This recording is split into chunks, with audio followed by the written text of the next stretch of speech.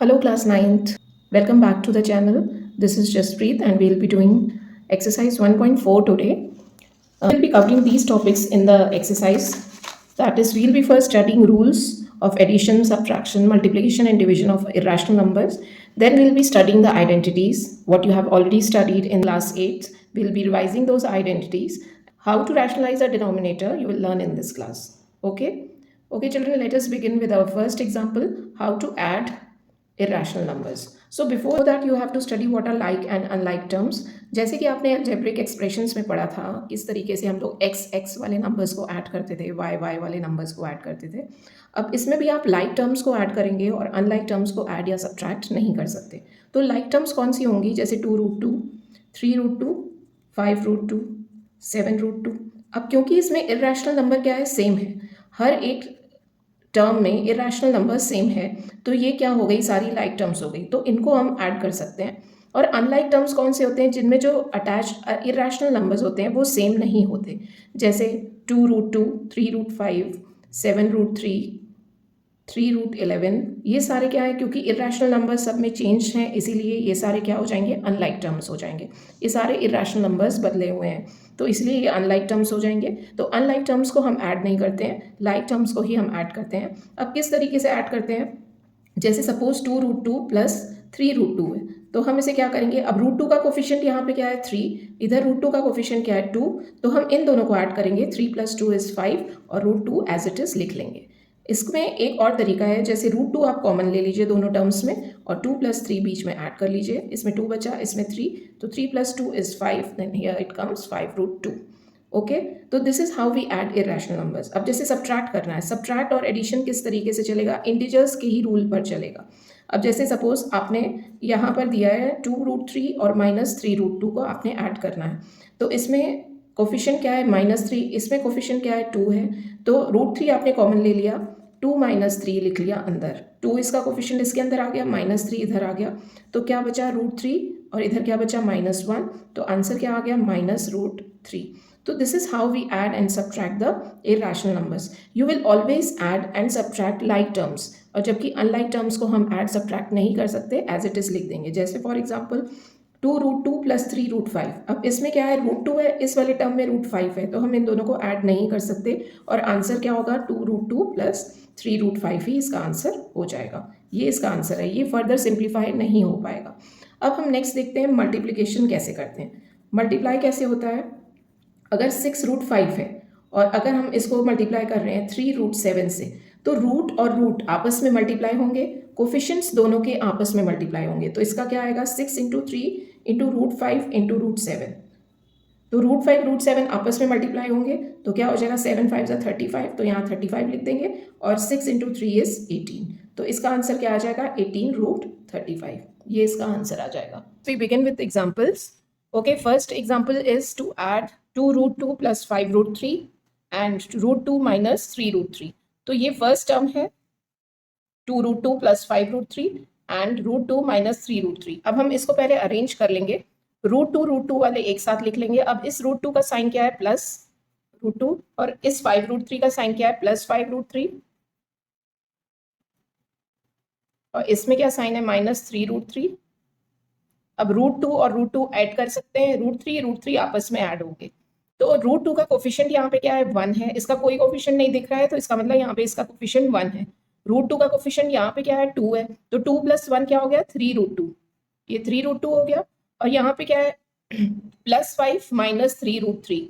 इधर √3 है, √3 है, तो ये दोनों क्या कर सकते हैं? ऐड सब्ट्रैक्ट कर सकते हैं. 5 - 3 कितना हो जाएगा? +2√3. इंटीजर्स के रूल फॉलो होंगे. इसमें 5 का साइन प्लस है, 3 का साइन माइनस है, तो इसीलिए इसका साइन क्या होगा? +2√3. अब यहाँ पे √2 है और यहाँ पे √3 है, तो अब ये फर्दर आगे ऐड नहीं हो सकते. तो इसका आंसर क्या होगा? 3√2 + 2√3. अब हमें क्या करना है? मल्टीप्लाई करना है 6√5 / 2√5 से. तो 6√5 मल्टीप्लाई बाय 2√5. अब ये 6 × 2 करेंगे क्योंकि कोफिशिएंट आपस में मल्टीप्लाई होंगे और √5 × √5 आपस में मल्टीप्लाई होंगे. 6 2 कितना होता है? 12 और √5 × √5 क्या होगा? 5. अब ये दोनों आपस में मल्टीप्लाई हो जाएंगे, तो आंसर क्या आ जाएगा? 60. Divide 8√15 by 2√3. अब 15 को हम कैसे लिख सकते हैं, 8 इंटू 5 √3 लिख सकते हैं, √5 इंटू √3, तो अपॉन 2 √3। 15 को हम 5 इंटू 3 लिख सकते हैं। अब इसे अलग कर सकते हैं, 8 इंटू √5 इंटू √3 अपॉन 2 √3। अब √3 कट जाएगा और आंसर 2 4 ज़ा 8 और 4 √5 इसका आंसर हो जाएगा। You have to simplify these examples. So before starting these, let us first revise the identities which you have already learned in class 8th. What is a plus b ka whole square? It is a square plus b square plus 2ab. And what is a square minus b square? It is a plus b, a minus b.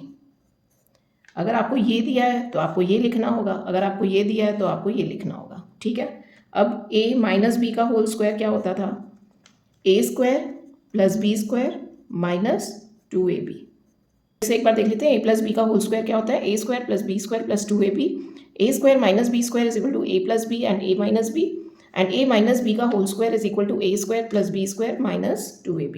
अब सबसे first question पे आते हैं, 5 plus √7 और 2 plus √7, ये इन identities में से किसी भी फॉर्म का नहीं है, तो इसे हम सिंपली मल्टीप्लाई कर लेंगे।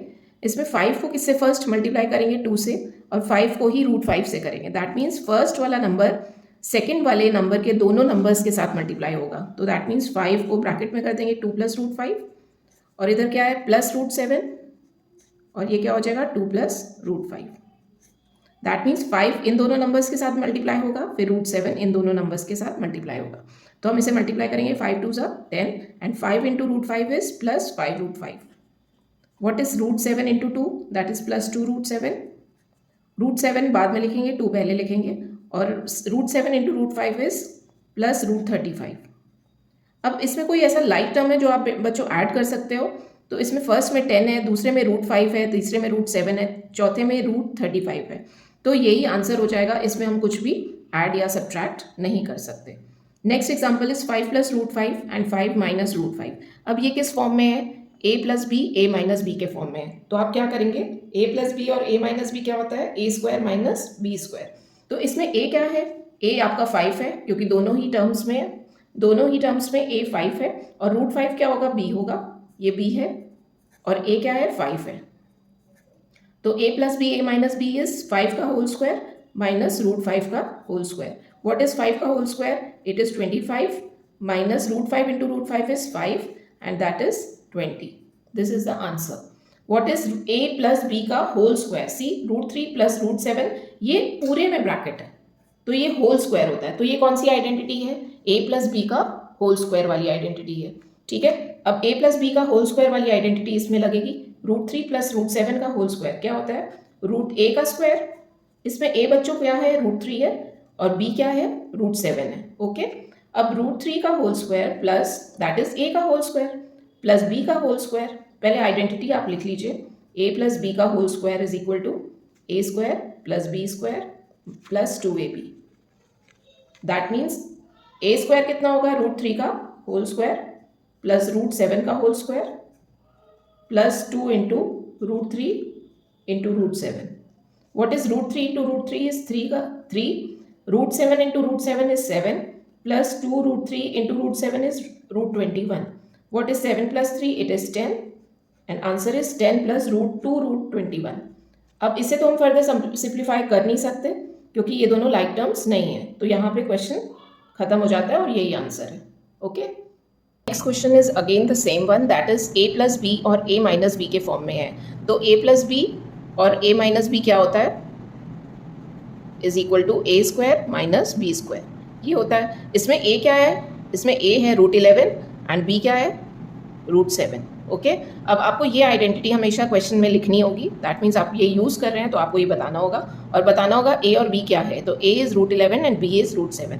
तो अब इसे सॉल्व करते हैं, तो you have to write the identity first, a plus B into a minus b is equal to a square minus B square, then √11 का होल स्क्वायर, बिकॉज ये पहले ये आइडेंटिटी है, इसका होल स्क्वायर कर दिया, माइनस √7 का square, that is 11 minus 7 is equal to 4। तो this is the answer. √11 into √11 is 11, √7 into √7 is 7, तो 11 minus 7 is 4. So this is the answer. Okay. Now let's begin with our next example. So very first question is 1 upon root 2. अब rationalize the denominator means क्या होता है? अब denominator बेटा इसमें क्या है? root 2 है, तो this is denominator and root 2 किस फॉर्म में? irrational है. तो irrational नंबर को तो आपको क्या करना है? rationalize करना है. That means you have to convert it into rational number. 1 upon root को हम कैसे लिख सकते हैं? 1 अपॉन रूट 2. अब देखो इसको रैशनलाइज करना है, मीन्स इसको रैशनल नंबर में बदलना है, तो इसके सेम नंबर से हम मल्टीप्लाई कर देंगे. दैट मीन्स रूट 2 से ऊपर कर देंगे और रूट 2 से नीचे कर देंगे. जब हम रूट 2 से ऊपर भी करेंगे, रूट 2 से नीचे करेंगे, तो ये कैंसिल हो जाएगा और कैंसिल होने के बाद 1 ही तो आएगा. इसीलिए हमने इसको ऊपर नीचे दोनों तरफ से मल्टीप्लाई किया है ताकि इस पर कोई भी इफेक्ट ना आए. तो अब क्या होगा? Root 2 into root 2 is equal to 2 and root 2 into 1 is root 2. तो this is the answer. Now we have rationalise the denominator. अब डिनोमिनेटर क्या बन गया है? 2 बन गया है. तो 2 is a rational number. Although numerator में वो रूट 2 जा चुका है, but still we have rationalise the denominator. तो रूट 2 इंटू रूट 2 इज 2 और root 2 into 1 is root 2. Okay, now moving to next question. To rationalise 1 plus 1 upon 2 plus root 3. अब इस type के नंबर्स को कैसे रैशनलाइज करते हैं? अब यहाँ पे आपके दो टर्म्स हैं, इसमें तो सिंगल था, अब यहाँ पे दो टर्म्स है, तो इसको कैसे करेंगे? इसके कॉन्जुगेट के साथ मल्टीप्लाई करते हैं. कॉन्जुगेट क्या होता है? 2 प्लस रूट 3 है, तो इसका कॉन्जुगेट क्या होगा? 2 माइनस रूट 3. और 2 माइनस रूट 3 का कॉन्जुगेट क्या होता है? 2 प्लस रूट 3. तो अब हम इसके कॉन्जुगेट के साथ ऊपर नीचे मल्टीप्लाई कर देंगे, तो 2 माइनस रूट 3 नीचे भी हो गया, 2 माइनस रूट 3 ऊपर भी हो गया. तो इसको कैंसिल करेंगे तो 1 आ जाएगा, इसलिए इसके इफेक्ट नलीफाई हो गया. तो 1 इंटू 2 माइनस रूट 3 कितना आएगा? 2 माइनस रूट 3, क्योंकि ऊपर 1 से ही मल्टीप्लाई हो रहा है, और नीचे क्या आएगा? a plus b, a minus b के फॉर्म में. a plus b, a minus b is always a square, that is 2 का स्क्वायर. इसमें a 2 है और b क्या है? रूट 3 है, तो माइनस b का होल स्क्वायर. तो ये क्या बन गया हमारा? 2 माइनस रूट 3 अपॉन 2 2 ज़ा 4 minus root 3 into root 3 is 3, that is 2 minus root 3 upon 1. तो आंसर इसका क्या आ गया? 2 minus root 3. So this is the answer. Now we come to next question. We have to rationalize this number. Now again there are two terms. We will simply do the same thing which we have already done in the previous question. तो root 3 minus root 5 के साथ जब हम इसके conjugate के साथ multiply करेंगे तो ये क्या आ जाएगा? रूट 3 प्लस रूट 5, और ऊपर भी क्या करेंगे? रूट 3 प्लस रूट 5 से मल्टीप्लाई कर देंगे. सेम नंबर से ही मल्टीप्लाई करना है. अब माइनस रूट 5 था, रूट 3 माइनस रूट 5, तो इसका कॉन्जुगेट क्या होगा? प्लस होगा. जब प्लस होता है तो इसका कॉन्जुगेट क्या होता है? माइनस होता है. उल्टे साइन के साथ हम मल्टीप्लाई करते हैं, ऊपर नीचे सेम. तो 5 इंटू रूट 3 इज 5 रूट 3, और 5 अब इसके साथ भी मल्टीप्लाई होगा क्योंकि यहाँ पे ब्रैकेट लगा हुआ है, तो 5 इंटू रूट 5 इज 5 रूट 5. तो जब भी आप मल्टीप्लाई करें कॉन्जुगेट के साथ हमेशा ब्रैकेट जरूर लगा दें. अब नीचे क्या आएगा? Root 3 a plus B into A minus B. तो what is a plus B into A minus B? It is a square minus B square. अब ये क्या हो गया? ऊपर देखिए लाइक टर्म्स है, लाइक टर्म्स नहीं है. क्यों? क्योंकि रूट 3 है एक में और एक में रूट 5 है, तो ये ऐड ही नहीं हो पाएगा. Root 3 into root 3 is 3 minus root 5 into root 5 is 5.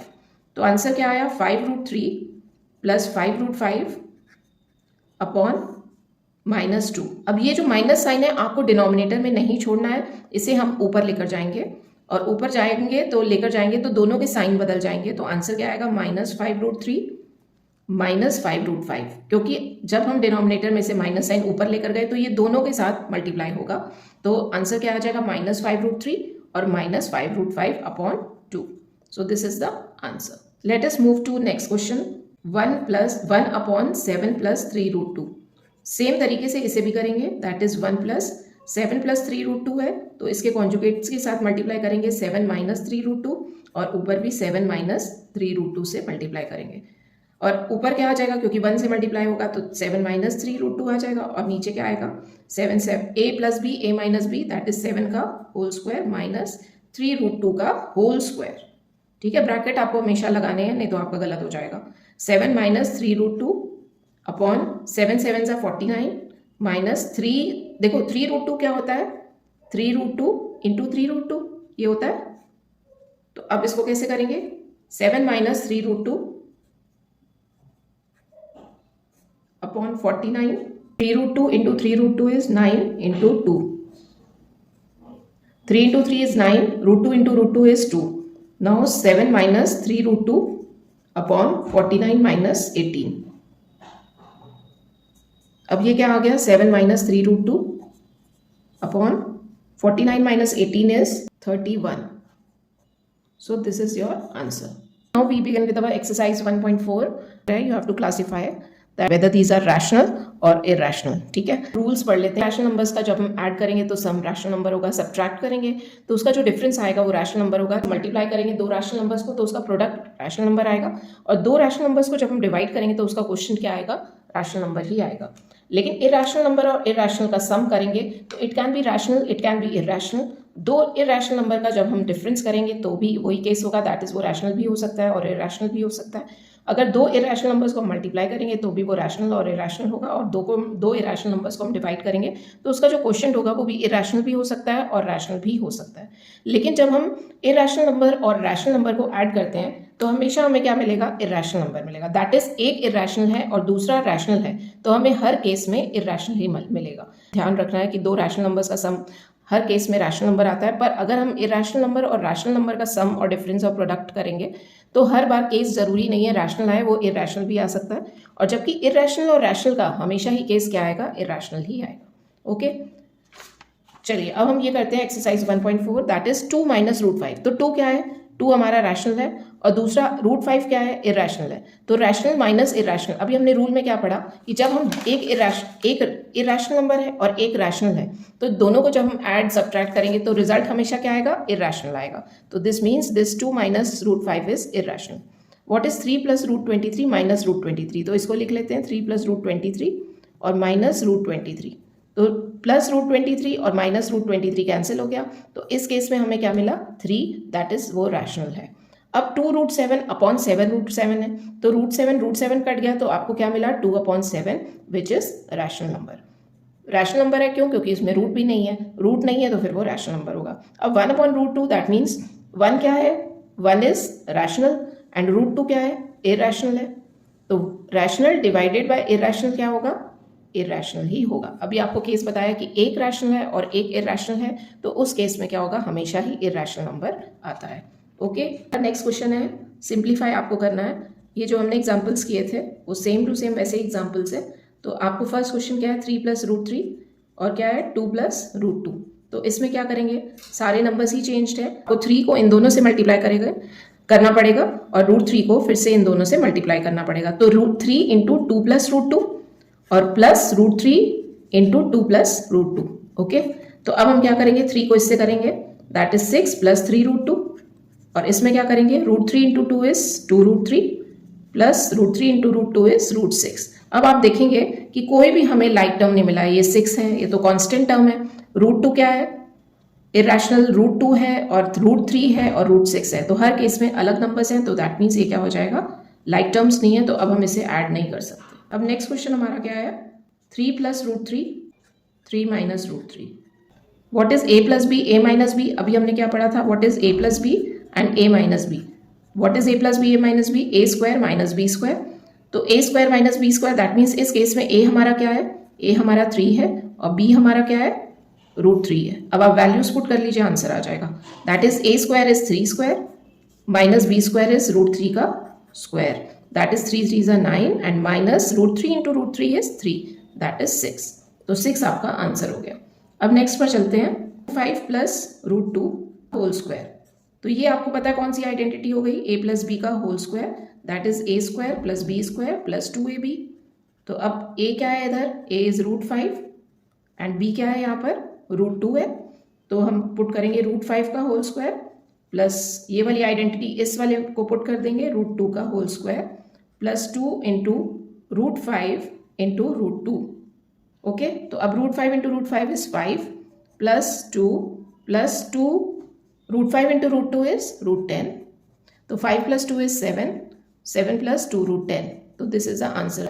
Like terms नहीं है तो इसलिए हम इसे फर्दर ऐड नहीं कर सकते. अब next question, root 5 minus root 2, root 5 plus root 2. अब ये कौन सी आइडेंटिटी है, a plus b, a minus b क्या होता है, a square minus B square. अब ये फॉर्म आपको दिया गया है, ये दोनों इस फॉर्म में आपको लिखना है.